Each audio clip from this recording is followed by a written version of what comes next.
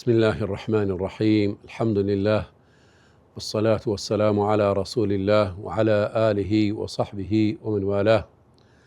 اللهم يا ربي نسألك الهدى والتقى والعفاف والغنى. اللهم آت أنفسنا تقواها وزكها إنك خير من زكاها أنت وليها ومولاها يا رب العالمين. برزان لسرتاوى داوكارين لخواي قوراء طاعته عبادتي همولايك من قبول بكات وخواي قوراء أو رمضان من بكاتا بريخ خير وخوشي وأمن آسائي إن شاء الله تعالى.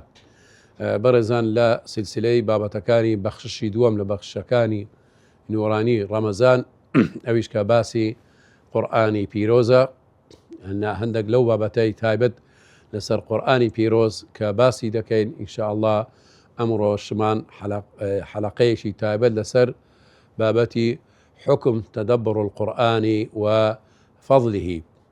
يعني حكمي أويتشيا إما ترواني لقرآني بيروز بيركدنو لقرآني بيروز وتدبر قرآني بيروز لروانجي أو آيتاني كخواي قورا باسي دكات أو حكمي إن شاء الله بيان دكين بو إيوي بريس بهواي أوي إن شاء الله إيمش أو أمريكاني خواي قورا جيب كينو وبابند بين با فرماينكاني خواي قورا وفرمايشتكاني.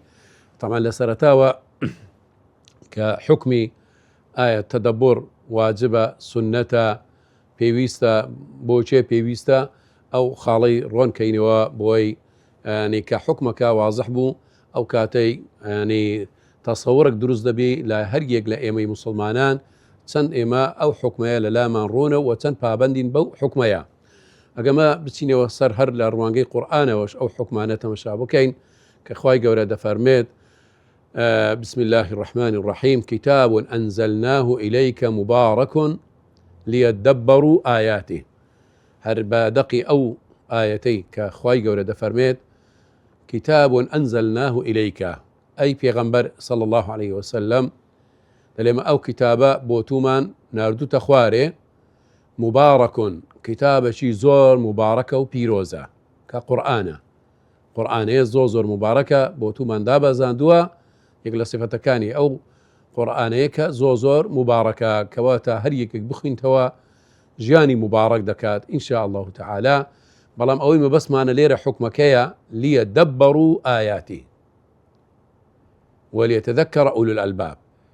ليرة ليدبروا تمشاي بريزان لام داخلي سر فعلي مضارع بو لامي أمر وكل لا زمانواني عربي والي تفسير ليرة أوا بو أمره بو أوي ليدبروا تدبر بكن لا آية كاني خواي قورا ليدبروا آياته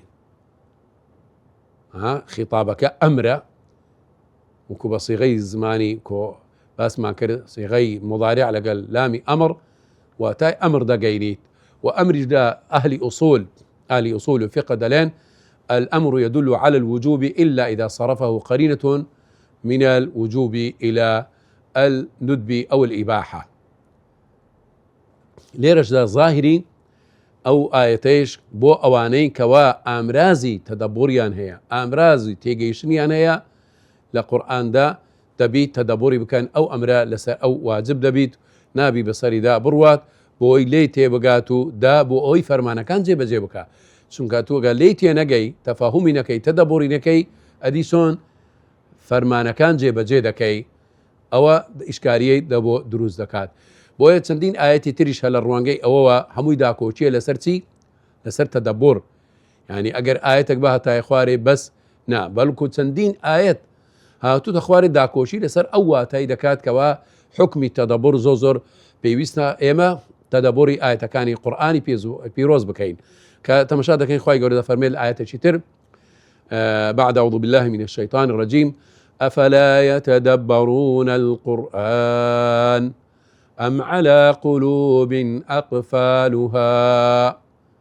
خواي قولي فرمي أفلا ليرة صيغة كي قوري بأويتير شيء شيتر وكلين تعريضة وتحريضة لهمان كانت قليية رخنو قليية لخلق كانوا لمسلمانان وهاندان يعني شاد فرمي أفلا بۆچی وەکو بڵێن ڕخنە و گلەیە کە ڕەب العالەمین پەروەردگار لە بەندەکانی خۆی دەکات ئەفەلا یەتەدەبەڕون بۆچی وەکو دەڵێن بە شێوەیەکی ئیستیفهامیە و هەروە اعتراضیشە و اعتراض دەگری لە بەندەکانی خۆی بۆچی گلەییان لێ دەکات تەدەبور لە قورئانی ناکەن ئەفەلا یەتەدەبەڕون القورئان بۆچی تێنافکرن تێڕوانی ناکەن لە قورئاندا ئەم عەلا قولوب ئەقفالها دیارە دلەکان کۆت و زنجیری لەسرە بۆیە تێنافکرن یعنی کەواتە بۆمان دەردەکەویت کە ئەو شەخسەی کەوە تەدەبور ناکا و تێڕوانی ناکا لە قورئاندا هۆکارەکەی چییە؟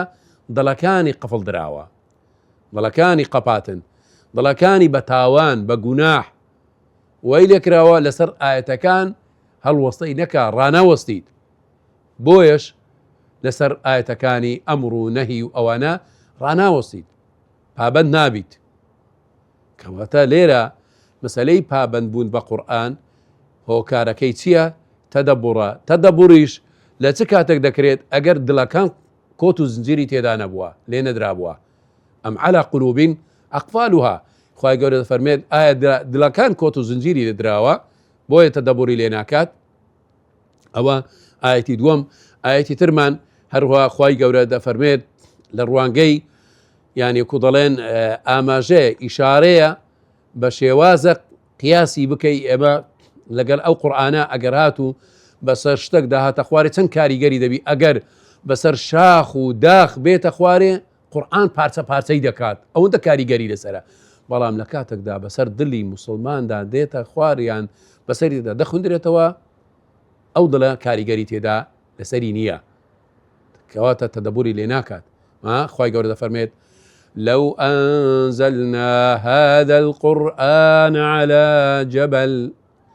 لو أنزلنا هذا القرآن على جبل لرأيته خاشعا متصدعا من خشية الله وتلك الأمثال نضربها للناس لعلهم يتفكرون. بەڕێزان لێرە بەڕاستی ئەو خیتابەش زۆر ترسناکە زۆر کاریگەرە. خوای گەورە بە عەزەمەت و جەلالەتی خۆی دەفەرمێت الله تعالى لو أنزلنا هذا القرآن على جبل دەفەرمێت ئەگەر ئەو قورئانەمان بەسەر شاخێکدا بهینایە خوارێ دامە بەزاندایە لو أنزلنا هذا القرآن على جبل يعني شاخی گەورە وەکو بڵێن سەفین و حەساڕۆس و هەلگورد و ئەوانە دەفەرمێت چی لێ دەکات؟ لو أنزلنا هذا القرآن على جبل چی لێ دەکات؟ لرأيته خاشعا متصدعا ئەو شاخەیە خاشع دەبین ملکەج دەبین دەترسێت دەلەرزید ترس و لەرزی بەسەری دادێت خاشعا متصدعا دەلێ پارچە پارچە دەبین دەرەزی تێدەکەویت. تصدع يعني شق دەبیت لە ترسی الله سبحانه وتعالى کاگەری ئەو قورئانی لەسەری. بەڵام کەچی ئەو قورئانە بەسەر دڵی موسڵماندا داخل و ناتەزیت و ناجولێتەوە و ئەگەر شاخ بایە پارچە پارچە دەبوو. کەواتە لێرە دەبی ئێمە تێفکرین خوای گەورە کە دەفەرمێ بەسەر شاخدا بێتە خوار وای لێ دەکات یعنی کەواتە جار هەیە دلی موسڵمان لە شاخ خایمترە لە شاخ ڕقترە لە شاخ تونترە بە هۆکاری تاوان و گوناحەکان وەی لێ دەکات کاریگەری قورئانی لەسەری نەبیت. کەواتە ئەگەر هەر یەک لە ئێمە ئەگەر بەو شێوازە بووین دەبی بە خۆماندا بچینەوە قورئان بەسەرماندا هاتە خوێندراوە بەسە دڵ و دەروونەکانمان کاریگەری لێ نەکردین معنای ئەوەیە دڵەکەمان ڕق بووە وەکو شاخ و لە شاخیش ڕقترە چونکە شاخ پارچە پارچە دەبی ئەو لە شاخیش ڕقترە بزانێت چ لە شاخ ڕقترە لەوانە ئاسن و فولاد و ئەوانە ئەو دڵە وەکو ئەوانەی لێ دێت. و هەروە خوای گەورە دیسانێ لە ڕوانگەی موسڵمانی ڕاستەقینەش باسمان بۆ دەکات کە کاتی یعنی قورئان بەسەریدا بخوێندرێت تەدەبوری بکات پابەندبی بە حکمە تەدەبوڕەکەی چی بەسەری دادەینیت چی لێ دەکات ئەوشمان بۆ باز دەکات لە ڕەبتێکی بە مسائلی تەدەبور و کاریگەری تەدەبور و حکمی تەدەبور لەسەر ئەو ئینسانە موسڵمانەی کە تەقەبولی بکات و جێبەجێ بکات. دەفەرمێت وإذا تليت عليهم آياته زادتهم إيمانا وعلى ربهم يتوكلون. وإذا تليت عليهم آياته زادتهم إيمانا. أجر آية كاني قرآن دا بسري دا خندراوة أو تشيلي دكات زادتهم إيمانا، إيمانيان زياد دبيتو وبرست بخواي قورة دبستنو ودلين بس خواي قورة كافي مانا وبس مانا أواني كوا پابندن بحكمي تدبر كأو تدبري جيبة جيدة كان بشويش الراستقينا پابندن وأمريكي جيبة جيدة كان أو هاكاري قري لسريان دبيتو أو تدبر قرآنيا وأو قرآن بسريان دبيتو إيمانا كان يان زياد دكات سنكا إيوة دزانين بريزان الإيمان يزيد بالطاعة وينقص بالمعصية. قورترين طاعتي وقرآن فابنبون بقرآن وبتلاوي قرآن وتدبر قرآن أو جاء أو إيمانا زوزو زياد دكاتو وبرز دبيتوا. بويش حسني بصري بريزان لا حكمي تدبر دا دفرمتسي ياخذ لكاريجري تدبر وحكمي تدبر بو مسلمانان دفرمت ما تدبر القرآن من حفظ حروفه أضاع حدوده.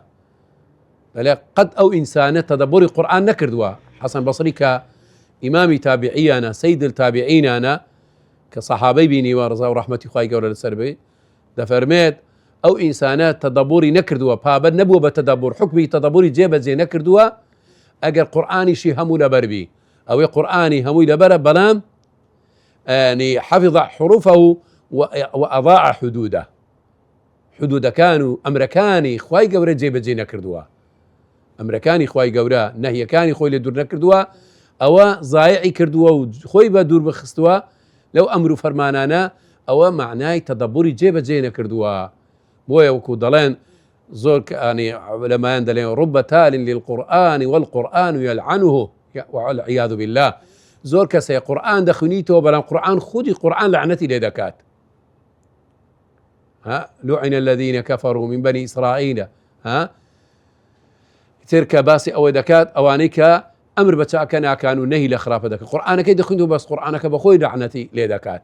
بوتشن كتدبري القرآن نكردوا حكمي تدبري للاي يعني فرمانكي جيبة زي نكردوا بويا أو كاري غير تأثيري لسريع زو بوي برزان حكمي تدبر زوزر جرينجا مهمة لإسلام ده بي زوزر بابن بين بو بابتيا بوي كاري غير قرآن وجيبة زي كني قرآن لدواي أو تدبريا إما ملكس بينو بابن بين برين ما يكانوا بفرمانكاني أو تدبرا أدي بوتي تدبر ناكريت أجاب سيارة شي بكري ما دام حكم التدبر وندا جرينجا وندا مهمة بلام أركاني تدبر تيا ياخذ بايكاني تدبر تيا ياندا توان بلين بوتي إما تدبر ناتواني لقرآن بكين تنكا تدبر سي بايي هي سي ركنية أبيش أويا ركنية كميان المؤثر يعني كاتي تدبر بكري يعني ركنية كمبايي كم أويا مؤثر كاريجر يا كم كاريجرا أو ديش كاريجر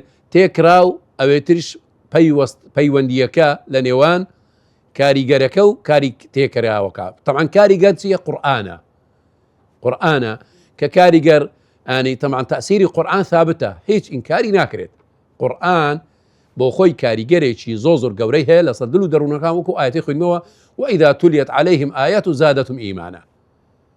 أجر أو ضل باكو خاوينو أو آمدكار بو آمد سازي هبو أو تأكيد كاريجري تهدا دكا جماني لا كاريجري مؤثرة كني كقرآن مؤثر كاريجر كركا كقرآن كاريجر تكراو أوش المتلقية يعني قلب المتلقي متأثر دلو دروني أويكا ولد قريت أو شتيبودي تسري أو ضليش براسي زور جرينكا كبشيوازك بيت آمد ساز بي بو كاريجري أو مؤثري كقرآن بويش لا قرآني بيروز زور باسي ضل كراوا يعني جورا كاني ضل قلوب قاسية يعني خاشعة قلوبهم قلوب مطمئنة أو بابتنا زوزر إما براسي زوزر تشيشو گرفتمان هەیە دڵەکانمان گرنگی پێ نادەین. پێغەمبەرمان صلی الله علیه وسلم دەفەرمێت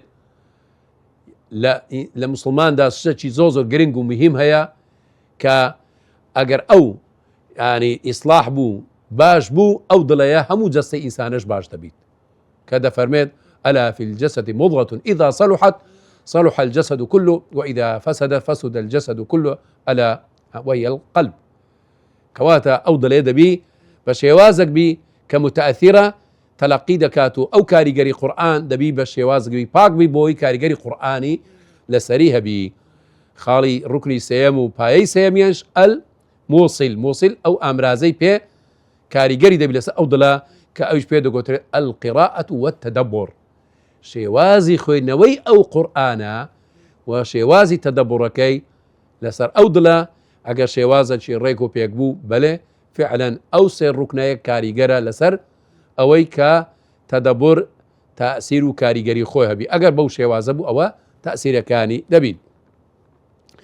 چەند ئەنی هۆکار و عەوامیل هەیە، ئەنی هۆکار و سەبەب هەیە، ئەو سەبەبانەش دەبنە ئەوەی ئەو حکمی تەدەبڕەیە ئەنی وەکو شێوازێکی خۆی تەئسیر و کاریگەری خۆی لەسەری هەبیت. ئەویش ئەوەیە کە مەسەلەی ئەو قورئانەی دەخوێنیەوە بەڕاستی ئەگەر ینی کە قورئانە تەئسیری لەسەر دڵ هەبیت لە نوێژەکان و لە شەو نوێژی و ئەگەر لەبەر بوو بە تارتیبەکی جوان و ڕێک و پێچی خوێندەوە و واتاو معنایەکانی بە وردی لێ ئەوە کرد و دووبارەی کردەوە ئینشاء الله ئەو ئەرکانەی ئەو سێ ڕوکنەکەی وەکو شێوازی باسمان کرد بە جوانی مراعاتی کردو و بە شێوەیەکی ڕێک و پێک ئینشاء الله ئەو حکمی تەدەبڕە پابەند دەبیت. ئەو کاتی سەرپێچی حکمی تەدەبڕ ناکات، سەرپێچی حکمی تەدەبڕ ناکات و بەڵکو ئینشاء الله حکمەکەی بە وەکو خۆی جێبەجێ دەکات، دەبتە هۆکار و سەبەبی ئینشاء الله ئەمرەکی خوایی بەدی بهێنیت و یان جێبەجێ بکات و کاریگەریشی لە دڵ و دەروون و ژیانیدا زۆر دەبیت. ئەوە بەڕاستی بابەتێک بوو لە بابەتەکانی حکمی تەدەبڕ کە چەند گرنگە و مهمە ئەوڕۆ مسلمانان کە ئاگاداری ئەو حکمەی زۆر نینە بۆیە تەماشا دەکەین. قورئانەکان کاریگەری زۆر لەسەرمان نییە، بۆیەش ئینشاء الله لە حەڵقەکانی دابێتەوە باسی فەزلی تەدەبڕی دەکەین و ئینشاء الله و خوتواتەکانی تەدەبڕ چییە و چۆنە بۆ ئەوەی زیاتر بڕۆینە ناو بابەتەکەی بۆی زیاتر سوود و ئیسفادەی لێ بکەین و پابەند بین بە ئەحکامەکانی تەدەبڕ بە هیوای ئەوەی إن شاء الله استفادة باشي لبكين. صلى الله وسلم وبارك على نبينا محمد وعلى آله وصحبه أجمعين.